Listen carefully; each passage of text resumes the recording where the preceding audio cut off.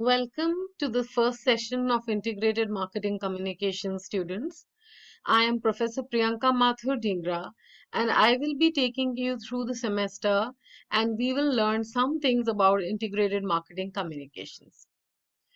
IMC is a combination of multiple elements of promotions and just like the marketing mix has got the 4 Ps, similarly, integrated marketing communications is a combination of various different ways by which a brand or a company or a person can promote themselves.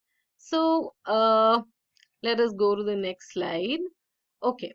Now I had sent you some material where you had to read some things about the foundations of IMC. I hope you have read those. And I will be asking you a question or two related to what we have done so far. It's important to know the learning objectives. I think the screen is a little larger than what the space is allowing. Anyway, so we are going to examine the functions of marketing communication. What do we achieve by communicating with different elements, using different elements? To introduce the concepts of IMC and consider how has it evolved, which is also related to the foundations text which I had already sent to you. Point number 3 that we are going to be learning is going to be that we will examine the reasons for the increasing importance of IMC perspective in planning and executing advertising and promotional programs. We will also see how various elements of the promotional mix and we will consider their role in an IMC program. We will examine various types of contact points through which marketers communicate with their TAs, which is the target audiences. We will examine how various marketing and promotional elements must be coordinated to communicate effectively.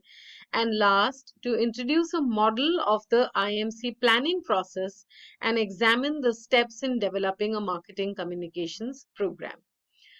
It is very essential to know the learning objectives of a session because it keeps you on track as to what is expected, what are the deliverables of this session. You will also be able to self-create certain questions about what you should have understood out of this interaction that we are going to have. And mostly when we are setting your papers and your evaluations, we also ensure that the learning objectives are met. So if you intelligently sit together, sometimes you can even set the paper by knowing what are the learning objectives. Okay. Now, the next slide. Traditionally, it's there is nothing new as such, which is happening in the world of communications. But earlier, the various elements of communications, which is sales promotions, direct responses, interactive marketing, direct marketing, PR, and image, all of these elements were separately handled by various organizations and different individuals. The change that has occurred with IMC is that we have knitted it into one. Now, there is a single message that goes out when you are looking at a particular IMC program. So, it is a combination of various elements of the communications or the marketing or the communications mix. Okay. Now, IMC is the term used to describe the entire program by which you communicate with your customers. The face, personality, and spirit of the company and the product, which are all the marketing mix elements, should blend together to present a unified message. And this is how we are describing IMC or integrated marketing communications. Okay. So IMC is not a marketing plan.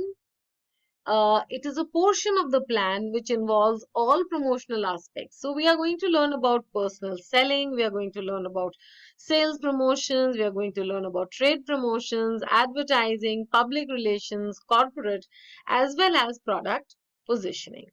Okay. Now, before we go further, why don't we take a quick review of what we have learned so far? So prior to developing or development of integrated marketing communications, the promotional function in most companies was dominated by what? So can I quickly have some answers on that?